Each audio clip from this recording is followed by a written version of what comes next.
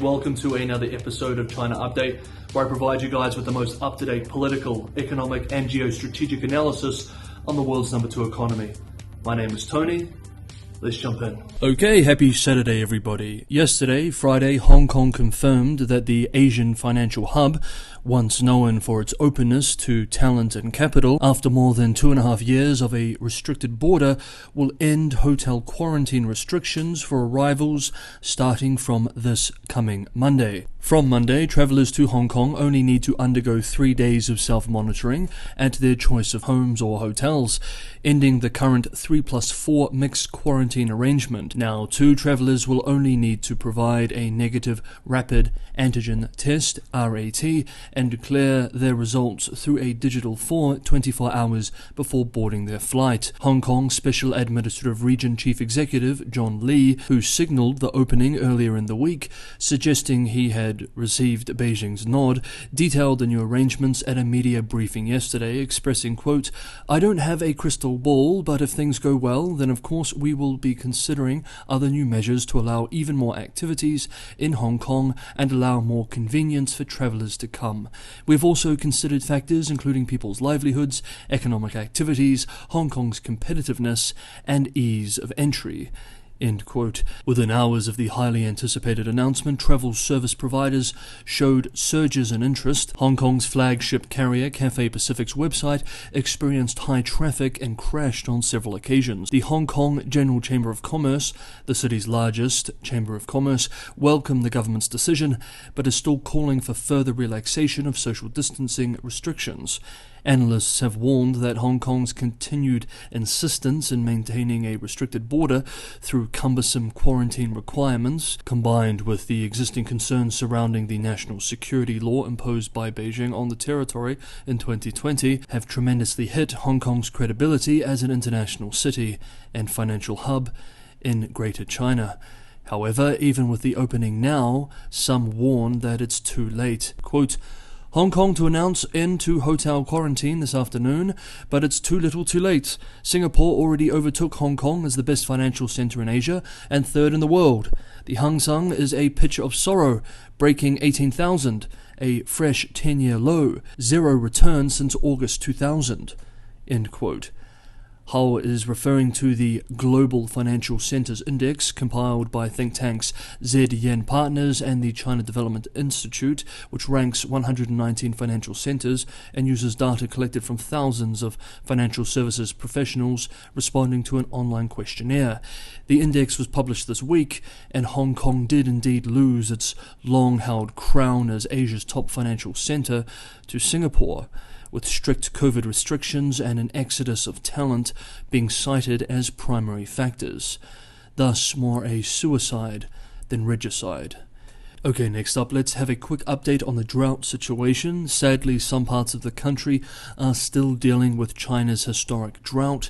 On Monday this week, the National Meteorological Center issued a nationwide drought warning for the 33rd straight day, with regions in the provinces of Jiangxi and Hunan, critical rice farming centers, both being hit the hardest. Jiangxi has especially felt Apollo's rage, suffering over 70 days of the meteorological center's highest drought level this year. On Wednesday, Hunan province's Dongting Lake, China's second largest freshwater lake, measured its lowest water level ever recorded, receding to 19.89 meters, over 7 meters lower than the average for the same period, the lowest level since the nearby station was built during the Manchu Qing dynasty over 100 years ago. Analysts and officials alike are warning that rice and other crop production in these regions will be severely damaged by the ongoing drought.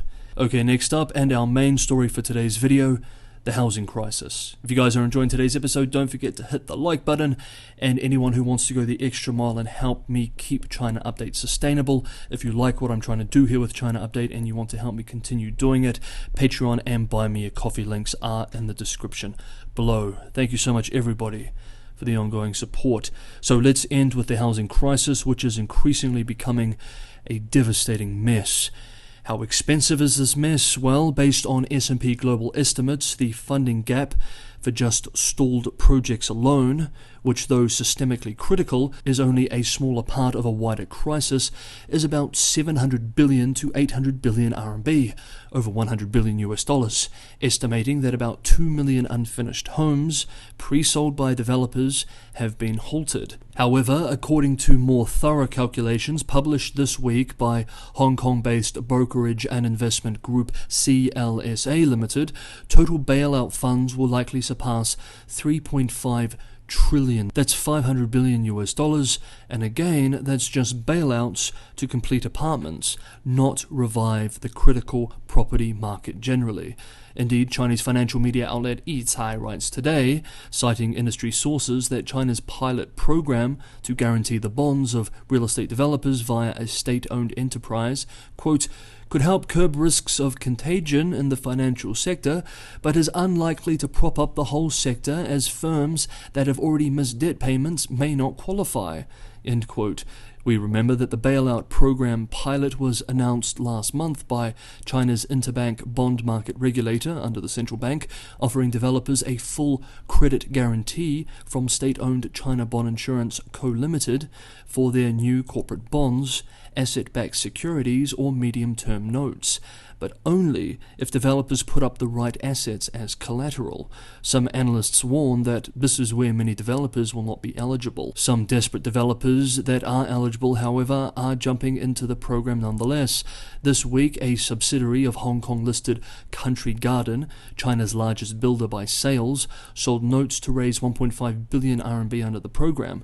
With an S&P Global Inc. credit rating of BB, Country Garden is actually one of China's healthiest developers. The fact that Country Garden, whose profits collapsed 91% in the first 6 months of 2022 year-on-year, is considered healthy, reminds us yet again how dire the wider home building industry situation is this year. Indeed, according to data collected by Wind Information Co. Limited in the first half of 2022, developers saw a 26% drop year-on-year in funds raised through bond issuances on the Chinese mainland.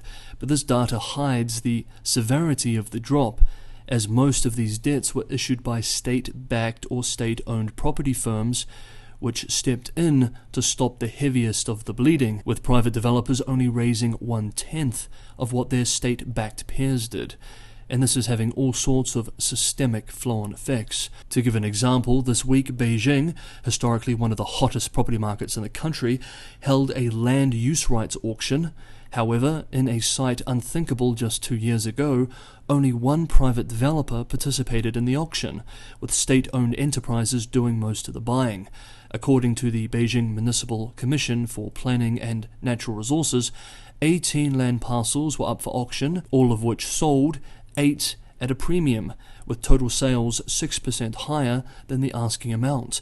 But 96% of the sales were made to state-owned or state-backed firms, with only one private purchase from Hong Kong-traded Longfor Group Holdings being made in partnership with a state-owned company. And we should note that Longfor Group Holdings is the first private builder to sell bonds that are fully guaranteed by a state-owned enterprise under the previously mentioned bailout pilot program. Now, some viewers are suspecting that these sales are being state-directed in order to maintain local government revenue, really a form of de facto nationalisation. You are likely not the only ones. As we can see, however this crisis unfolds, the housing mess will be an expensive problem to clean up, and there is no guarantee that the market will ever return to pre-crisis performance levels. But most analysts do agree that the government knows it needs to do something. Quote, fixing the property downturn is important to the economy and social stability, two major objectives of the government. The downturn has now hit a point where the government may feel the need to establish a definitive turning point. End quote. But the question is, of course, at what price? Okay, that is today's episode of China Update. Thank you so much, everybody, for watching. Have a wonderful weekend, and I will see you all on Monday.